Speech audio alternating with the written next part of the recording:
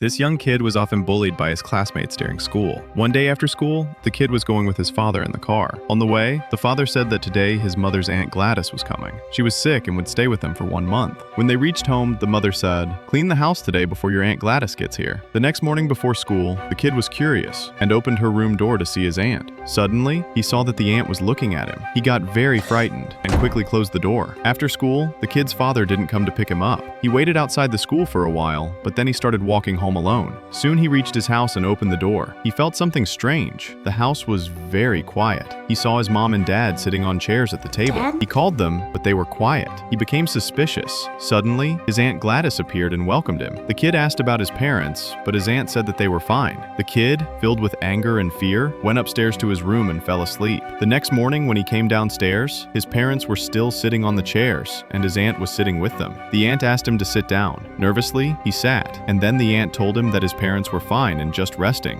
Then, she told him to watch as she did some magic with her stick. Suddenly, his parents started hurting themselves with a fork. The kid called out to his dad to stop, but he didn't. Just then, Gladys dropped the stick into water, and they stopped. The kid became very frightened. Gladys told him, "Promise me not to say anything about your parents or me at school, or else it will not be good for you." Now the boy went to school alone, sitting sadly in class. One day, he saw Gladys doing some magic in her room. As he got closer, Gladys told him to go and feed his parents. The boy took some soup from the kitchen, opened it, and fed his parents. Every day after school, he went to the store, bought some food, and fed his parents. He did all of this without telling anyone, because he was worried that Gladys would hurt his parents. One night, while he was sleeping in his room, he heard Gladys calling him. When he went to her room, she was lying on the floor. She called the boy closer and said she was very sick and needed his help. The boy offered to take her to the hospital, but the woman refused. Instead, she told him, "I need you to bring me an object from each of your classmates. That's all I need." Next day at school, he saw each of his classmates' names written on papers next to their belongings in the cubbies. During break, when all the kids were playing, he sneaked into the class and took all the papers from each cubby. He gave all the cards to Gladys. She tore them into small pieces, put them into a cup, and began doing her magic.